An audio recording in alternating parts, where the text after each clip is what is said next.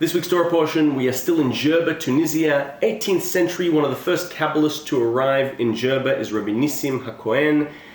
He writes a commentary in manuscript, a commentary called Nissim. We don't know what happens to this commentary, this manuscript, for 100 years, and it's finally published in 1895 in Djerba. We're going to focus on one of the most dramatic verses in this week's Torah portion, if not in the entire Bible. A difficult verse regarding the problematic intimacy between husband and wife.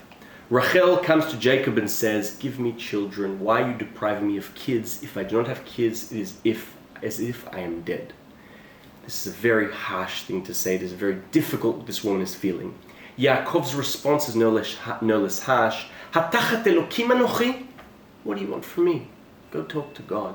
It's an insensitive response. Rabbi Nissim Ha-Cohen, intimately, through understanding what is going on in the bedroom of Rachel and Yaakov, is going to explain why Rachel says what she says, what she's feeling, what she means, and why Yaakov is saying what he is saying, why he feels what he feels. So let's start with Rachel. She says, "Give me kids." Now, Rabbi Nissim asks, doesn't Rachel know that it's up to God, not up to Jacob? Why does she say, "Give me kids"? Surely she knows she has to pray to God. Rather, she must know, like Isaac. Rivka couldn't have kids. Isaac, Yaakov's father, prays to God, and then she is no longer barren, Rivka, and she has kids.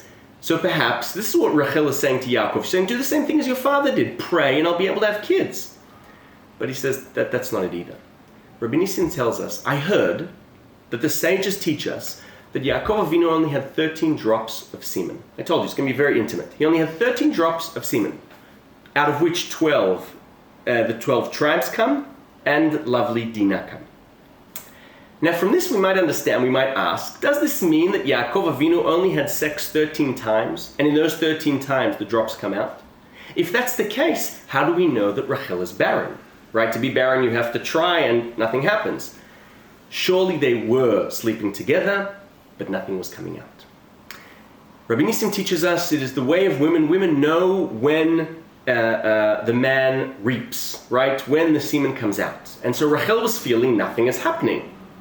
This is why she says to Yaakov, "Why are you depriving me of kids? I can feel nothing is happening. Why are you doing this? Why don't you let, the beautiful me reproduce more kids, us together? What's going on?" So we can understand her frustration, her difficulty.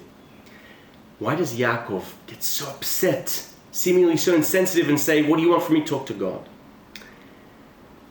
Yaakov knows that he is, as Rabbi Nissim says, kechoresh velo zorea. He is one who can plow but not reap. This is what God has decided. God knows this, Jacob knows this, and now Rachel knows this.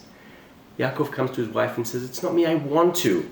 But God has decided that a drop doesn't come out until it has to come and create a new child, one of the 12 tribes, and Dinah. And if it's not happening, it's because God hasn't decided yet."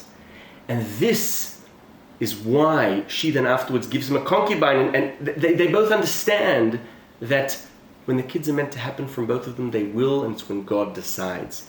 That is what he means. Anyway, thoughts on Rabbi Nissim Ha-Cohen's very intimate, open commentary on this harsh dialogue between husband and wife, which we can understand differently through Rabbi Nissim. Thoughts on the Torah portion of Vayetze from Djerba. Shabbat Shalom.